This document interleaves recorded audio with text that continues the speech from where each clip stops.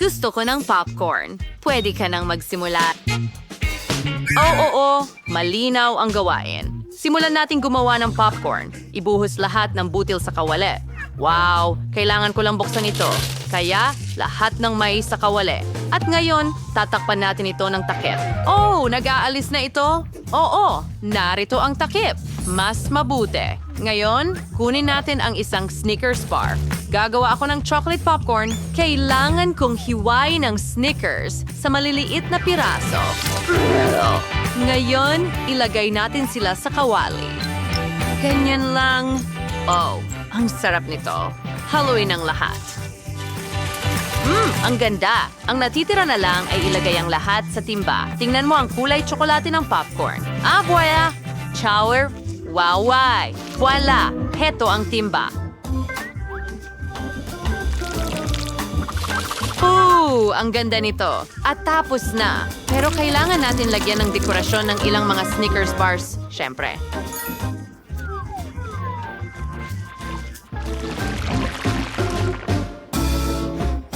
Ano ang tinitingnan mo, Ethan?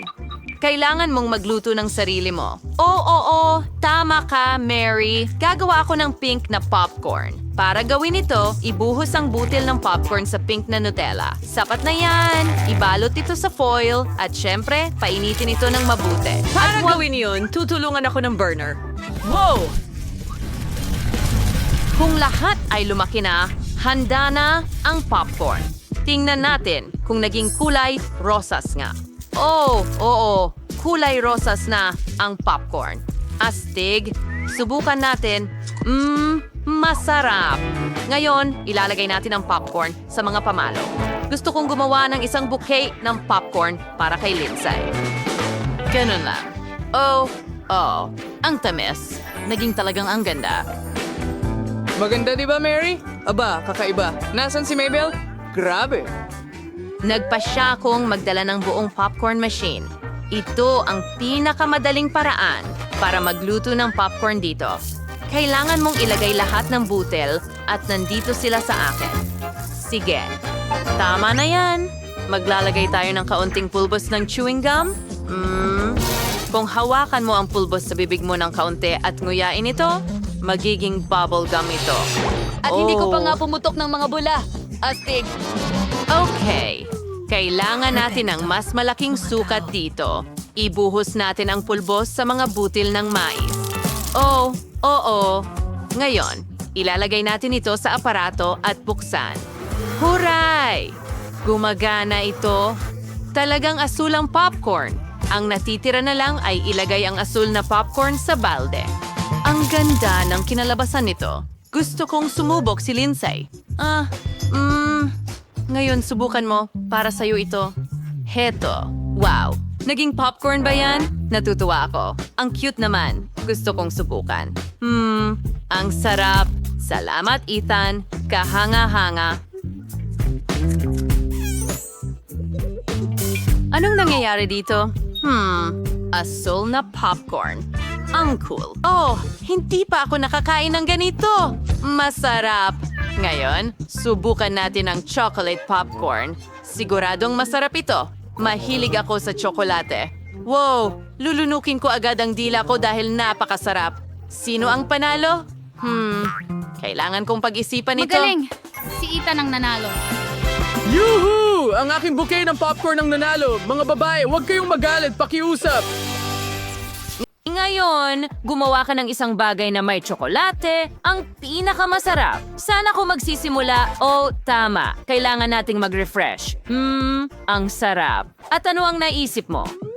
Kailangan kong tunawin ang tsokolate. Ilalagay natin ito sa kaserola at maghintay. Lola. Hindi yan ang tamang paraan. At si Lindsay, well, hindi pa siya nagsisimula. Okay, klase, siguradong mananalo ako. Ilipat ang mga patak ng tsokolate sa isang kaserola. Ngayon magdagdag ng ilang patak ng cream. Tama na iyan. At ang natitira na lang ay talunin ang lahat gamit ang blender.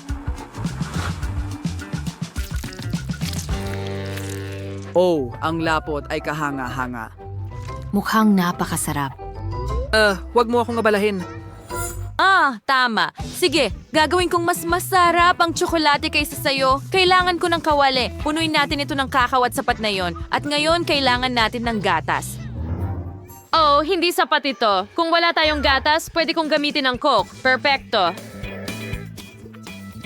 Ilagay ito sa kawali. Oh, nakakatawa ito. Mahilig ako sa Coke. Ang sarap sa pakiramdam.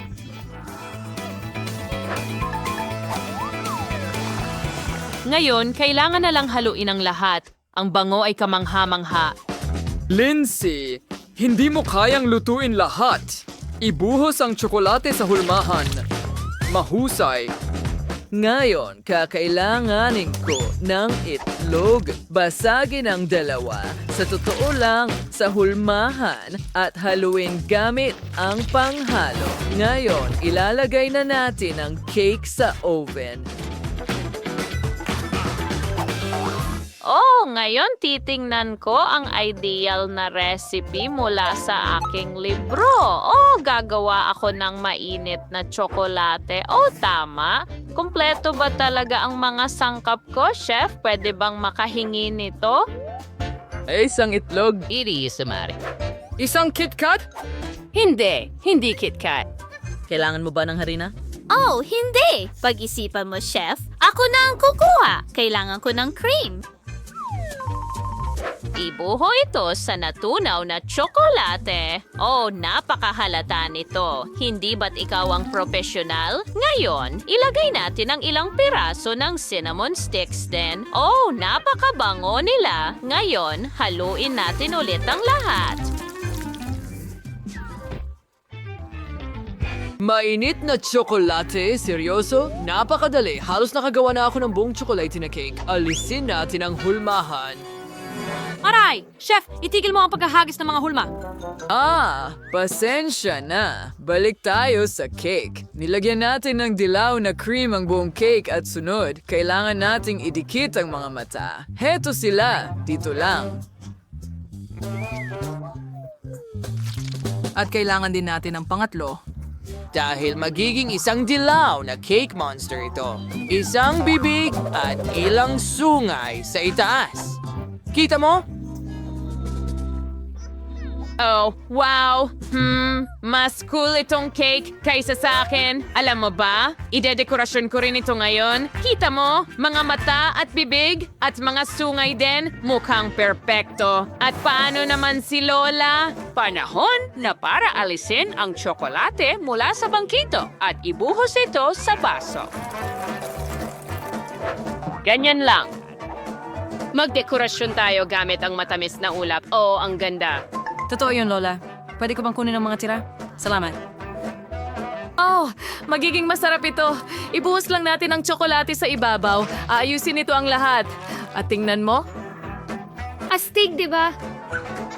Jane, halika na. Subukan mo. Wow! Wow, ang ganda. Ang sarap ng lahat dito. Wow! Ano yan? Tikman ko nga. Wow!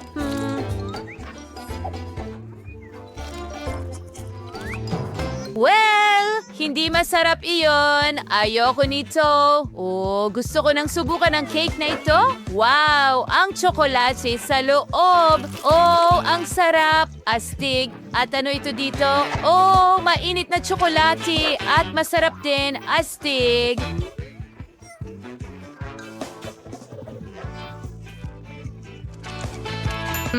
Napakasarap. Oh, at mainit na tsokolate rin. Pero sino ang mananalo? Si Lola o ang chef? Sa tingin ko, si chef ang panalo. Ha? Madali lang yon. Wow! Ang buong mesa ay puno ng mga paborito kong pagkain. Gusto kong subukan ang isang ito. Subukan ko ito. Aray.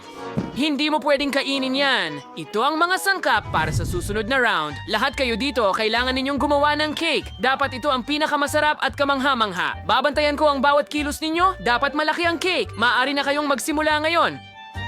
Sige. Gagawin ko ang lahat ng perpekto sa pagkakataong ito. Magsisimula ako sa nerds. Wow, ito ang paborito kong mga candy. Oh, meron din silang mga ready-made na cake para sa cake? Super. Lindsay, ano ang nakuha mo?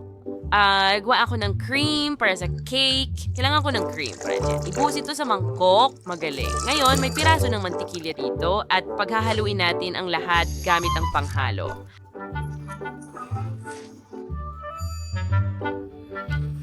Gumagana ito. Oo. Oh, mas mahirap ito kaysa sa inaakala ko. Okay, kaunti na lang. Pwede ko bang kunin ang KitKat mo? Kailangan ko talagang tikman ang lahat bago magluto. Kailangan kong siguraduhin na masarap ang lahat. Oh, okay. Nagsisimula na akong maghurno ng cake. Kukunin natin ang unang layer at maglalagay ng kaunting cream dito. Ikakalat ito ng pantay at gagamitin natin ang mga strawberry para sa palaman. O, ibuhos natin ito sa ibabaw. Okay, ngayon kaunting cream pa sa ibabaw.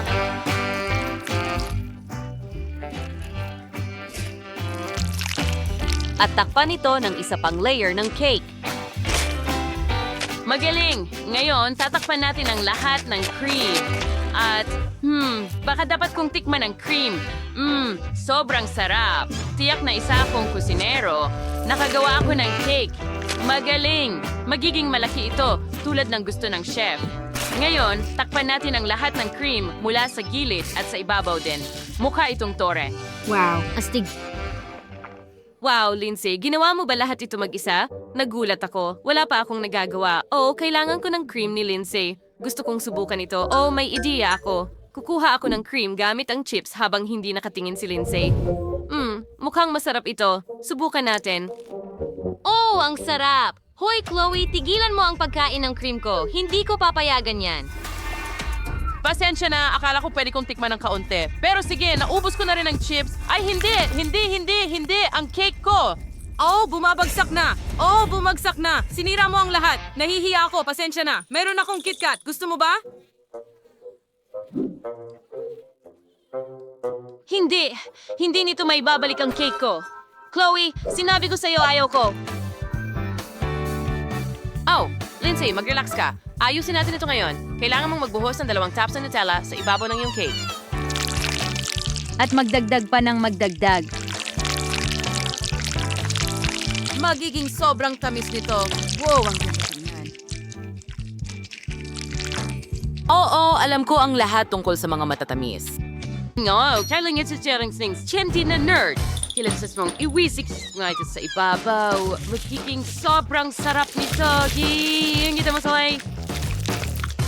Magaling. Ngayon, maglagay tayo ng ilang stick. At ngayon, mukhang ganito dapat. Kita mo? Oh, salamat. Salamat, Chloe.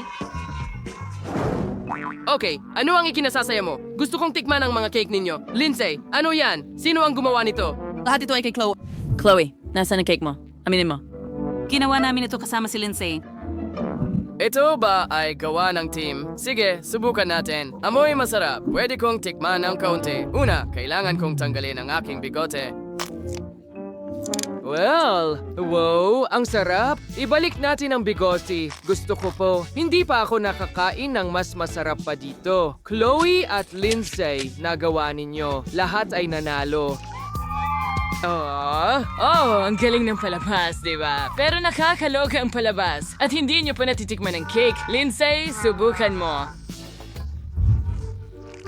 Sabihin mo sa akin, masarap ba? Chloe, makakakuha ka rin ng piraso. Mag-enjoy sa pagkain mo. Kita-kits sa susunod na episode ng Crazy Show.